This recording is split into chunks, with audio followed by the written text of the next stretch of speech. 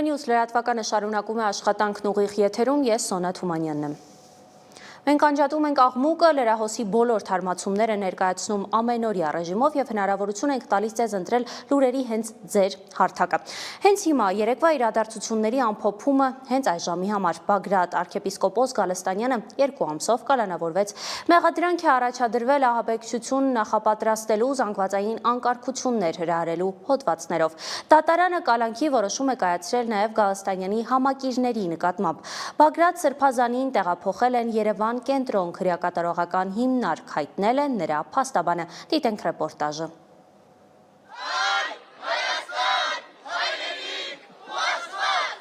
Դատարանը կալանավորել է Բագրատ Սրբազանին և ևս 14 մարդու։ Քննչական կոմիտեն իր հաղորդագրության մեջ նշել էր, որ Սրբազան պայքարի խմբավորման անդամներն ու ղեկավարները մշակել էին ահաբեկչական գործողությունների ծրագիր։ Եղած ձայնագրությունները, տեսագրությունները, դիտումները, ներքին դիտումները, ընդ որում հələ պարզ չի ինչքանն է ճիշտ, ինչքանն է սխալ, ինչքանն է մոնտաժված, ինչը կոնտեքստից կտրված, ակնհայտ ձայնագրություններ կա, որ քեսը սկսում է մի օր ավարտվում է հաջորդ օրը։ Կատարում են որոշակի ձևակերպումներ, որոնք միգուցե մի քիչ էքստրեմիստական են, բայց հստակ երևում է հաջորդը ասում է, չէ, դա չի կարելի, չէ, հանցագործություն է, չենք անելու։ Պաստաբան Հովհաննես Խուդոյանը նշեց, որ սահմանափակումներ չեն տեսնում։ Կալանքի որոշումը բողոքարկելու են եւ երկրի ներսում, եւ դրսում։ Այսօր Նիկոլ Փաշինյանը հայտարարեց, որ Բագրատ Սրբազանի հետ կապված 3 գործողություններ կատարած իրավապահներին ներկայացրել է պետական պարգևի։ Ուզում եմ շնորհակալություն հայտնել մեր իրավապահ համակարգի բոլոր ներկայացուցիչներին եւ առավոտյան հարցը քննարկել եմ նաեւ Հանրապետության նախագահի հետ եւ կարծում եմ իմաստ կունենա, որ ազգային անվտանգության ծառայության, դատախազության, քննչական կոմիտեի, ներքին գործերի նախարարության, ոստիկանության առավել արդյունավետ գործած աշխատակիցներին ներկայացնեք պարգևատրման եւ պետական պարգևի։ Իմ ժողովրդին իր իշխանությունը հասնելու համար ավտոբուսի մեջ վառել ցանկացող, պետական մարդկանց, պետական այրերին պատի տեղ գնդակահարել ցանկացող մարդուն ԱԱՑ-ի պատվալ նետելը դա օրենքի խիստ պահանջ է։ Խիստ պահանջ։ Քննչական կոմիտեն նաև առավոտյան հայտարարություն տարածեց, որ խոզարկումների արդյունքում մեղադրյալներին մեղսագրված գործողությունները հաստատող նոր իրեր են հայտնաբերվել, այդ թվում փողոցում էլեկտրասանության եւ համացանցային կապի ապահովման տարրերը վնասելու համար նախատեսված մեծաքանակ հրավետանգ առարկաներ։ Անի Հովհաննիսյան, Գևորգ Սյանոսյան, Ռիոփն մեդիա։ Կանխվել է նոր հոկտեմբերի 27 Հայաստանի ազգային ժողովի նախագահը հանրային հեռուստաընկերության եթերում հարցազրույց է տվել ու մեկնաբանել կատարվածը։ Տերորիստական ակտի նախապատրաստում է որակել Սրբազան պայքարի ծրագիրը։ Ալեն Սիմոնյանը նշելով, որ հոկտեմբերի 27-ի ու այս դեպքի միջև ըստ էության տարբերություն չկա։ Սա մի նոր հոկտեմբերի 27-ից փրկվելու դեպք էր։ Նպատակը Հայաստանի Հանրապետությունում քաոս ստեղծելն էր, ասել է նա, շնորհակալություն հայտնելով իրավապահ մարմիններին, հատկապես ազգային անվտանգության ծառայության աշխատակիցներին։ Իսկ հիմա նոր քրեական վարույթ, նոր հերոսով։ Շիրակի թեմի առաջնորդ Միքայել arczepiskopos Աջապահյանի երկրում ռազմական հեղաշրջում անելու առերևույթ հայտարարությունների վերաբերյալ քրեական վարույթ է նախաձեռնվել։ Ըստ գլխավոր դատախազության հունիսի 17-ին վարույթը քրեական օրենսգրքի 422-րդ հոդվածի երկրորդ մասով է հարուցվել, որը ենթադրում է իշխանությունը զավթելուն, տարածքային ամբողջականությունը խախտելուն, ինքնիշխանությունից հրաժարվելուն կամ սահմանադրական կարգը բռնի տապալելուն ուղղված հրապարակային կոչեր անելը։ Իմ գործընկեր Անի Հովհաննիսյանը բառացիորեն րոպեներ առաջ հեռախոսազրույց է ունեցել Միքայել arczepiskopos Աջապահյանի հետ, պարզելու արդյոք նա առհասարակ տեղյակ է մեղադրանքից։ Պատասխանը պարզ էր ու լակոնիկ, լսենք։ Ոչ մի զանգ, ոչ մի ծանոթություն, ոչ մի թղթով, ոչ մի բանավոր, ոչ մի գրավոր բան ես չեմ ստացել առ այսօր։ Ինչև ես ժամը 5:00 չէ հիմա։ Ես էլ ձեզ նման մամուլից եմ տեղեկացել այդ պասի։ Իսկ վարչապետ Փաշինյանը նոր գրառումներով, համացանցային գրառումներով օրակարգն է թարմացրել։ Առաջին նախագահ Լևոն Տեր-Պետրոսյանի եւ կաթողիկոս Գարեգին II հանդիպումը նա անպատասխան չթողեց։ Անդրադարձը մեջբերեմ կուսակրոնության ուխտագիրը խախտած եւ Հիսուս Քրիստոսին դավաճանած խմբակին Նա դիմել է եւ հարցրել, թե ինչ իրավունք ունեն նրանք խոսել արդարության եւ վստահելիության մասին։ Նշել է Փաշինյանը, որ նրանք Մայր Աթոռի անունից խոսելու իրավունք չունեն։ Նա կրկին պնդել է, որ կտրիչ Ներսիսյանը պետք է հեռանա, կամ ինքնակամ, կամ քրիստոնեաբար կհեռացնեն նրան։ Լսենք ամբողջական գրառումը։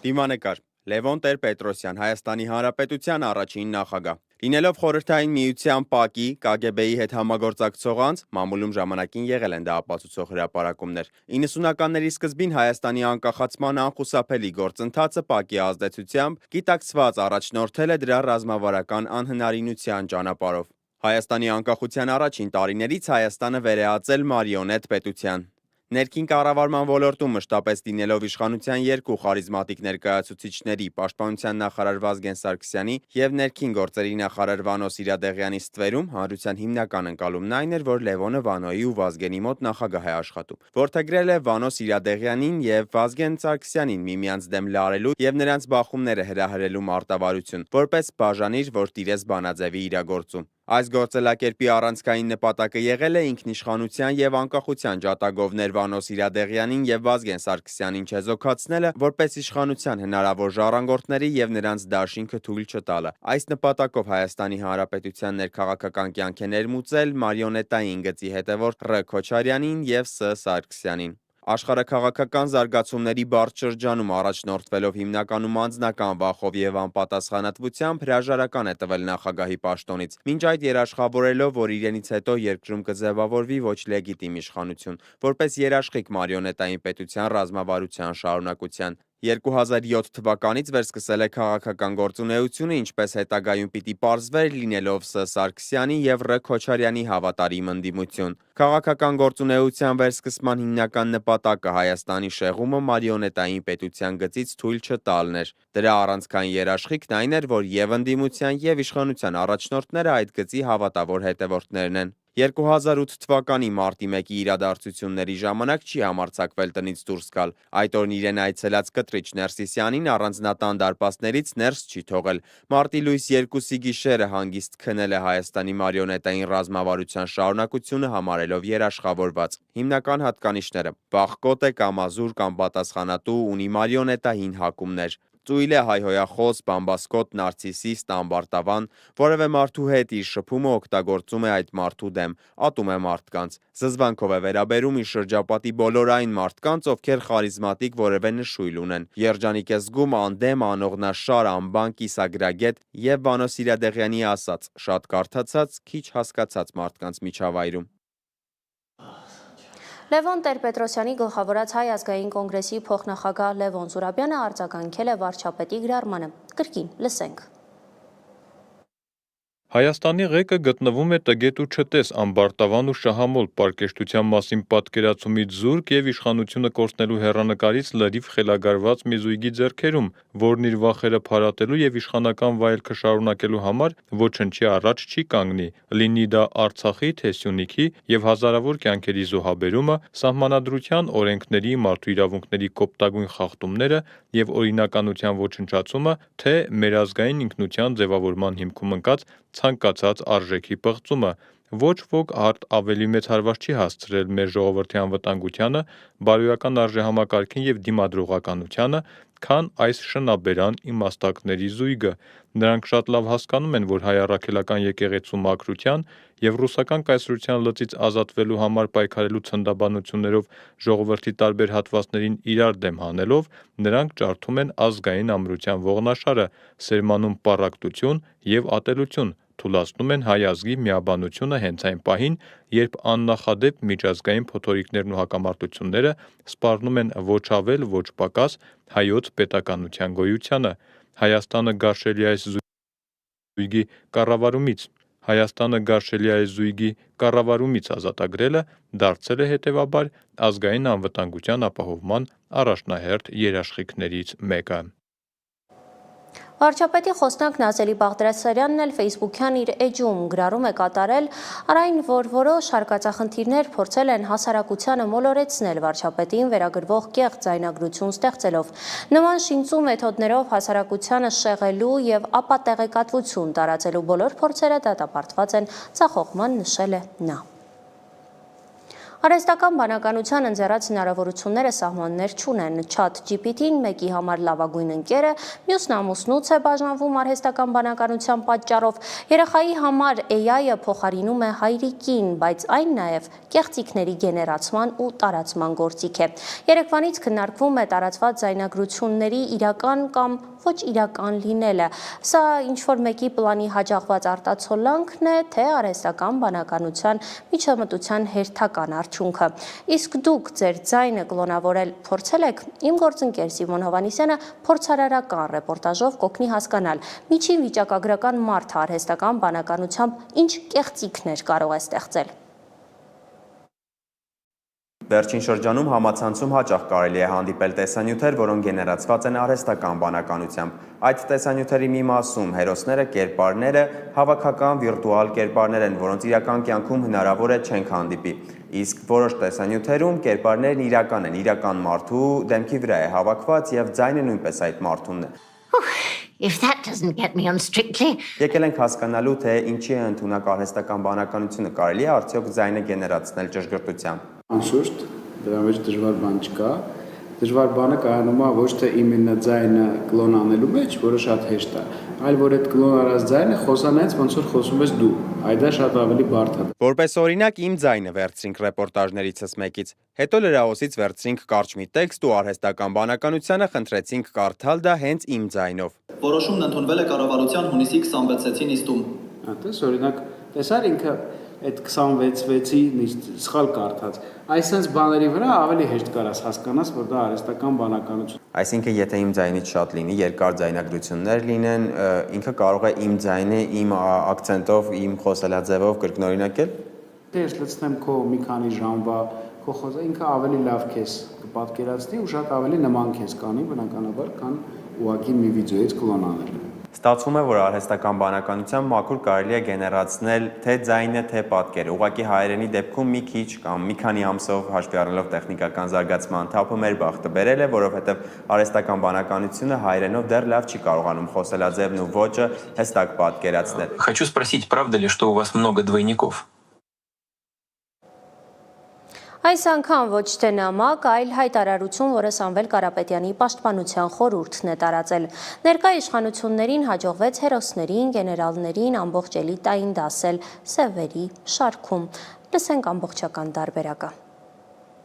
Ներկա իշխանություններին հաջողվեց հերոսներին, գեներալներին ամբողջ էլիտային դասել սևերի շարքը։ Գործարարները հայտնվեցին սևերի դաշտում։ Ոմանց սարքեցին կաշառակերներ, ոմանց սարքեցին հասարակության համար անպիտաններ։ Բոլոր գործարարները հայտնվեցին սևերի դաշտում։ Ոմանց դեմ նույնիսկ հարուցվեցին հարյուրավոր անօրինական քրեական գործեր։ Դաժան ռեպրեսիվ մեքենան դարձել է ամենապահանջված միջոցը եւ սասանում է մեր երկրի ներքին ամրությունը։ Երկրի համար սրտացավ, անհանգիստ, աշխատատեղ ու բարիք ստեղծող մարդիկ դարձել են քաղբանտարկյալներ, ճաշակելով կալանավայրերի խցերի քաղցրությունը։ Հարգանքի արժանացած տարբեր մարդիկ իրենց ընտանիքների հետ հալածվեցին, ստիպված լինելով լքել կամ չվերադառնալ իրենց հայրենիք։ Շատերին անձամբ եմ ճանաչում եւ նման իրավիճակում հայտնված անձանց անունները կարելի է երկար թվարկել։ Հաջողվեց բոլորին հանել բոլորի դեմ։ Քաղաքական ուժերը սկսեցին պայքարել միմյանց դեմ, մի կողմ թողնելով գլխավոր չարիքը։ Սակայն ժամանակն ասում է իր խոսքը եւ անում իր գործը։ Սևերը սկսեցին սպիտակել, իսկ սպիտակները, որոնք այժմ ժողովրդի մեջ փոքրամասնություն են, վստահ եմ, որ կարճ ժամանակ հետո բոլորի համար շոշափելիորեն կմնան ընդամենը մի փոքրիկ խմբակ։ Չնայած նույնիսկ դա է ինձ ցավ պատճառում, քանի որ բաժանումից, պառակտումից սկսվեց մեր ամենադժվար շրջափուլը։ Շուտով միասին վերջ ենք տալու պառակտմանը։ Պայքարելու ենք։ Կառավարության նիստից հետո արտաքին գործերի փոխնախարար Վահան Կոստանյանը լրագրողների հետ ճեպազրույցի ժամանակ հայտնել է, որ Հայաստանն Ադրբեջանի հետ մոտ ապագայում կարող է նոր քննարկումներ ունենալ։ Նա նշել է, որ Նիկոլ Փաշինյանի այցը Թուրքիա բավականին դրական մթնոլորտում է անցել։ Ընդհանուր առմամբ կարելի է գնահատել, որ այցը բավականին դրական մթնոլորտում էր անցել, ինչպես արդեն հրապարակված մամուլի հայտարարությունից վստահաբար ծանոթացել եք, քննարկվել են թե Հայաստան-Թուրքիա երկկողմ հարաբերությունների, թե տարածաշրջանային Հարավային Կովկասի եւ ավելի լայն մերձավոր Արևելքի տարածաշրջանի վերաբերող հարցեր արձանագրվել է, որ մի շարք թեմաների շուրջ Հայաստանի եւ Թուրքիայի դիրքորոշումները բավականին մոտ են, ինչ վերաբերվում է Մերձավոր Արևելյան։ Ինչ վերաբերվում է երրորդ երկրների քաղաքացիների եւ դիվանագիտական անձնագրեր ունեցող անձանց համար Հայաստան-Թուրքիա ցամաքային սահմանի բացմանը, ապա ընդգծում եմ երկու կողմերն էլ նորից արձանագրել են, որ պայմանավորվածությունը ուժի մեջ է։ Ամեն դեպքում ես ուղղությամբ դեռևս քայլեր պիտի անենք, թուրքական կողմի դիրքորոշումը կարծում եմ ծանոթ է բոլորին։ Արտաքին ուժերի ազդեցությունը Հայաստանի ներքաղաքական կյանքի վրա կամ վերլուծություններ քաղաքագետներից։ Արմեն Վարդանյանը ձայնագրությունների իսկության հաստատման դեպքում ռուսական ուժերի միջամտության մեջ կասկած չի ունենա։ Իսկ Սուրեն Սուրենյանցը պնդում է, որ եթե միաբանված չլինենք, ցանկացած արտաքին ուժ առիթից կօգտվի։ Ռուսական հովանավորչություն ընդդիմությանը, թե հայրենիքի փրկության ինքնաբուխ պայքար հոգևոր արմատներով։ Նարինե Ղուկասյանն է զրուցել քաղաքագետների հետ, լսենք մի հատված ամբողջական ռեպորտաժը երեկոյան թողարկմանը։ Հայաստանում կան մարդիկ, կա 5-րդ շարասյուն, որոնք ամենօրյա ռեժիմով սուտ, կեղծիք եւ այլ այսպես ապատեղեկատվություն են տարածում, փորձում են Հայաստանին այսպես ժողովրդին վախի ասեղի վրա պահել։ Արտգործնախարար Արարատ Միրզոյանը պաշտոնական այցով Չինաստանում է եւ հասցրել է քննարկում ունենալ Չինաստանի միջազգային հետազոտությունների ինստիտուտում։ Նախարար Միրզոյանը ներկայացրել է Հայաստանի Հանրապետության արտաքին քաղաքականության առաջնահերթությունները, դրանց կյանքի կոչման ուղղությամբ իրականացվող դինամիկ աշխատանքը։ Անդրադառնալով Հայաստան-Չինաստան երկկողմ հարաբերություններին, Միրզոյանը նշել է Հայաստանի կառավարության պատրաստակամությունը Չինաստանի հետ համագործակցությունը բարձրացնելու նոր մակարդակի։ Արտաքին գերատեսչությունից նաև հայտնում են, որ Միրզոյանը հեռախոսազրույց է ունեցել Արաբական Միացյալ Էմիրությունների փոխվարչապետ արտգործնախարար Շեյխ Ահ-Դալլահ բին Սայեդ Ալ-Նահյանի հետ։ Քննարկում է եղել տարածաշրջանային կայունության եւ անվտանգության հարցերի, նաև Հարավային Կովկասում եւ Մերձավոր Արևելքում խաղաղության ապահովման ուղղված ջանքերի շուրջ։ Մասնավորապես անդրադարձ է կատարվել երկու երկրների միջև ձևավորված բարեկամական հարաբերությունների զարգացման տեսլականին։ Կարմիր խաչի կոմիտեն միակ կազմակերպությունն է, որի միջոցով Բաքվի բանտերում պահվող հայ գերիների ընտանիքները հնարավորություն ունեն որևէ տեղեկություն ստանալ կամ կապ հաստատել գերության մեջ գտնվող իրենց հարազատի հետ, նաև ծանոթ ուղարկել նրանց։ Լուրերը, որ Ադրբեջանը փակում է Կարմիր խաչի գրասենյակը, ամեն օր ավելի են մոտենում իրականությանը։ Նշվում են նաև մոտավոր ժամկետներ։ Գրասենյակը չի գործի սեպտեմբերից։ Լարիսա Ալավերդյանի դիտարկմամբ Ադրբեջանը Արցախյան հիմնախնդիրը օրակարգից դուրս է մղել, ուստի գրասենյակի անհրաժեշտությունը չի տեսնում։ Մերի Դանիելյանի ռեպորտաժում թեմայի անդրադարձն է, դիտենք։ Ադրբեջանը 2 ամսից կդադարեցնի հայ ռազմագերիների ու կալանավորների հետ անմիջականորեն հասանելիություն ունեցող միակ կառույցի Կարմիր խաչի միջազգային կոմիտեի գործունեությունն իր տարածքում։ Տեսակցություններն արգելված են։ Կոմիտեի ներկայացուցիչների հունիսյան այցից հետո Բաքվում ապօրինաբար պահվող պատանդները եւս տեղեկացրել են իրենց հարազատներին, որ այդ այցը վերջինն էր։ Գրասենյակի փակման հետևանքով հայ ռազմագերիների ճակատագիրը վերջնականապես կթողնվի ադրբեջանական իշխանությունների քմահաճույքին, մարդասիրական առաքելությունը կմնա չիրականացված։ Մենք կունենանք փաստորեն ավելի ծանր իրավիճակ, երբ որ զրկված կլինեն եւ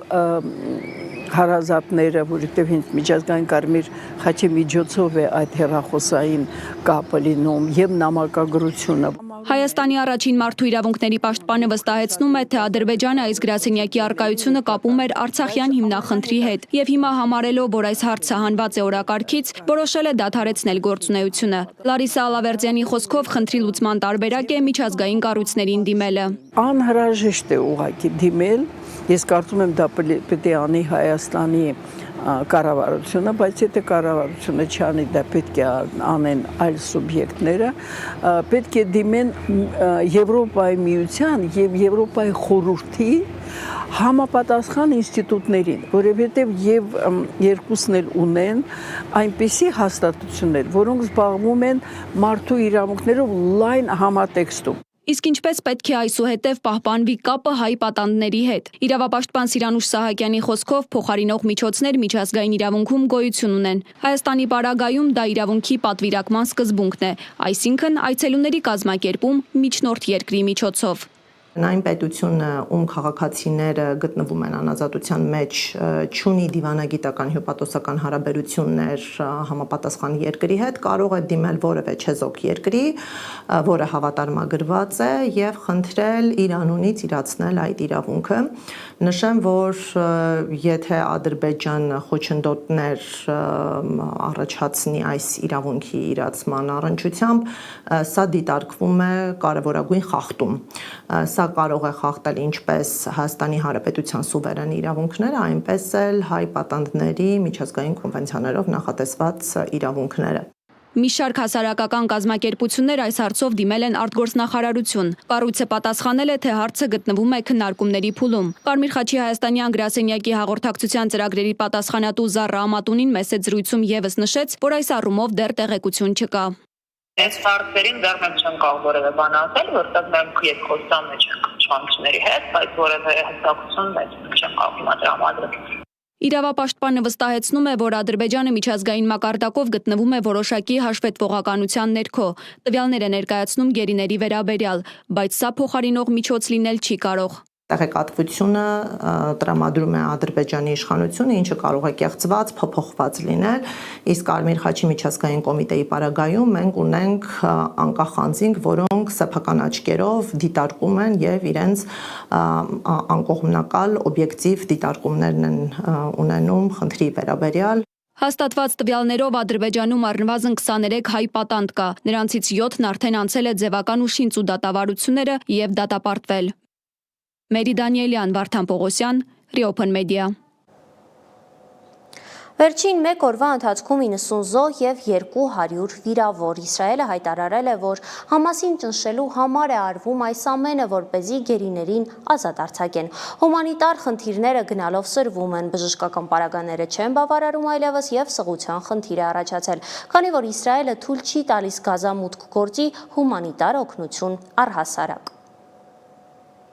Վերջին 24 ժամում Գազայում ինտենսիվ ռազմական գործողություններ են։ Պաղեստինի առողջապահության նախարարությունը Իսրայելի արձակումից հետո հայտնել է առնվազն 90 զոհի եւ մոտ 200 վիրավորի մասին։ Ալ Ջազիրայի հրապարակած սահմռկեցուցիչ այս կադրերում երևում է, որ զոհերի թվում կան կանայք եւ երեխաներ։ Ցախալը հայտարարել է, որ իր թիրախները Համասի ռազմական օբյեկտներն են։ Իսրայելական կողմը պնդում է, որ գործողությունների նպատակը Համասի վրա ճնշում գործադրելն է, իրենց պատանդներին ազատ արձակելու համար։ Հիմնական հարվածները կենտրոնացել են Գազա քաղաքի Շուջայա թաղամասում, փախստականների ճամբարներում եւ սահմանային Ռաֆայի շրջակայքում։ Գազայում հումանիտար իրավիճակը ծայրահեղ ծանր է։ Հիվանդանոցները գերծանրաբեռնված են եւ չեն հերիքում դեղորայքը, վառելիքը եւ բժշկական պարագաները։